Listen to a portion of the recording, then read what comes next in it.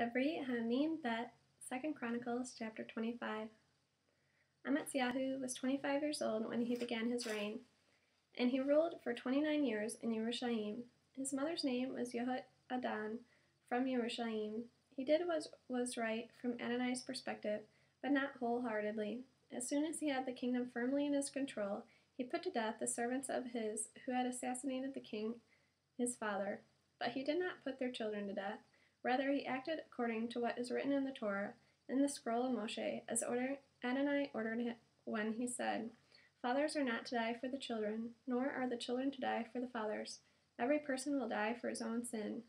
Amaziah assembled Yehudah together and put them in order by clans, under captains of thousands and captains of hundreds, all Yehudah and Benjamin. He registered everyone 20 years old and older, and found that there were 300,000 select troops able to go to war, capable of using spears and shields. He also hired 100,000 strong, brave men from Israel for 3 1/3 tons of silver. But a man of God came to him and said, "King, don't let the army of Israel go with you, because Adonai is not with Israel or with any of the people of Ephraim. And if you do go, then no matter how fiercely you fight, God will cause you to fail before the enemy. For God has the power to help and to cause failure." Amaziah said to the man of God, "But what do we do about the 3 1/3 tons of silver I paid for Israel's army?" The man of God answered, "Adonai can give you far more than that." Then Amaziah separated out the battalion that had come to him from Ephraim and told them to go back home, which made their anger burn hotly against Yehudah, and they returned home enraged. Amaziah took courage, led his people out, and went to the Salt Valley, where he killed 10,000 of the people of Seir. The people of Yehudah took another 10,000 away alive, brought them to the top of the rock, and threw them off the top of the rock, so that they were all dashed to pieces. Meanwhile, the men in the army that Amaziah had sent back and hadn't allowed to join him in battle fell on the cities of Yehudah, all the way from Shomron to Bet Horon, killed 3,000 of them, and took much spoil. After Amaziah returned from the slaughter of the people from Edom, he brought the gods of the people of Seir, and set them up as his own gods, prostrating himself before them and offering incense to them. As a result, the anger of Adonai blazed up against Amaziah, and he sent him a prophet who said to him, "Why have you sought out the gods of those people when they couldn't even rescue their own people from you?" But as the prophet was speaking to him, he interrupted him. "Were you made an advisor to the king? You had better stop before you get yourself killed." So the prophet stopped, but he added, "I know that God is planning to destroy you for having done this and for refusing to listen to my advice."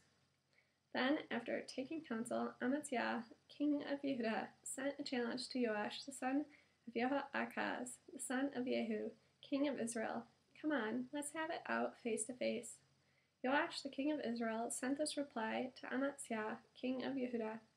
Once in Lebanon, the thistle sent a message to the cedar, "Give your daughter to my son in marriage." But a wild animal passed by the thistle and squashed it. You say you defeated Edom, which is true, so you're excited and itching for more glory.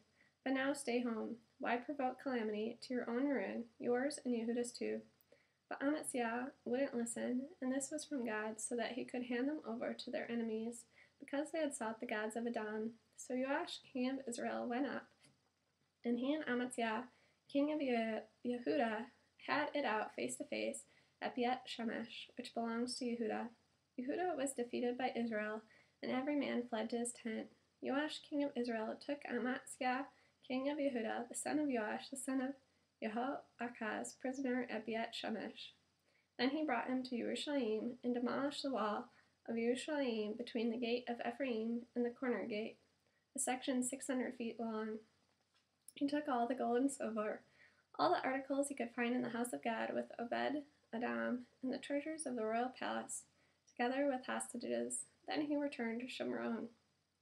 Amaziah, the son of Joash, king of Yehudah, lived another 15 years after the death of Joash, son of Jehoahaz, king of Israel.